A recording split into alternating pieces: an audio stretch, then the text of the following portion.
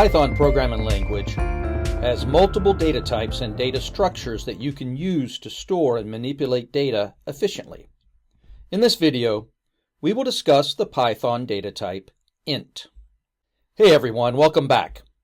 If you're learning Python or just brushing up on your basics, today we're diving into one of the most fundamental data types in the language, the int, short for integer. Whether you're doing math, counting things, or just handling data, int is everywhere. Let's break it down. In Python, int stands for integer, which means whole numbers, no decimal points. Numbers like 5, -3, 0, and 42 are all examples of ints. If you write a number without a decimal point in your code, it's an int by default. Here are some important context. Python handles integers a bit differently than some other languages.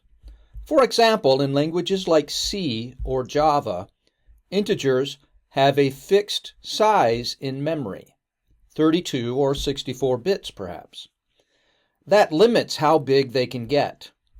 But in Python, integers can grow as large as your computer's memory allows, automatically.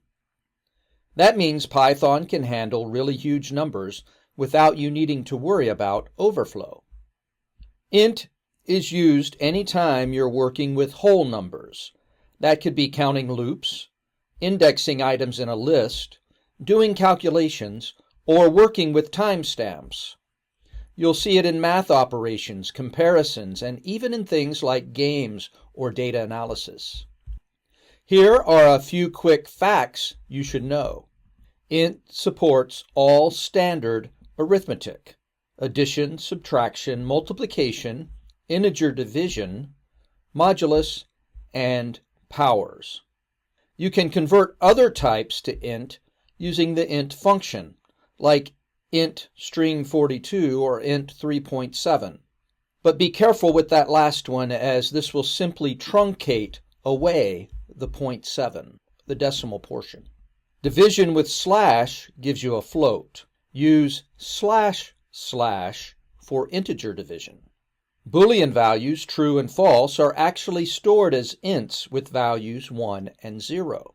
And you can represent integers in binary, octal, or hexadecimal forms using prefixes like 0b, 0o, and 0x. Let's take a look at some real code examples. Ints are often used for simple arithmetic in your code. Here we defined two ints a and b, then perform the actions of sum, integer division, and modulus. It's possible to convert integer values that are currently stored as a string or float into an int. Note that the string 123 can be converted to an int so that the value can be used in arithmetic statements. Note also what happens when float 4.8 is converted to an int. The result is the truncated value of 4. We lost the decimal 0.8 portion of the value. So be very careful when converting floats to ints, as you will lose part of the value. As we mentioned, the Boolean values of true and false are actually stored as ints, so we can actually perform arithmetic logic on Boolean values. Here we add the values of three Booleans. Note that Python true is equal to int 1 and false is equal to int 0.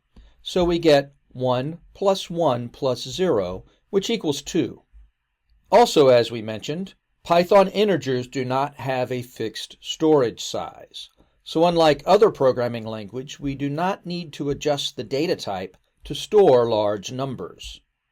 Python handles all of this gracefully, which is one of the reasons its int is so popular for data-heavy tasks.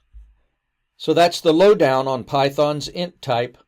Simple but powerful. You'll use it in almost every project, from basic scripts to machine learning models. Mastering how to work with ints is a key part of becoming fluent in Python. If you found this video helpful, drop a like, subscribe, and leave a comment with any questions or suggestions for a future video. Thanks for watching, and keep coding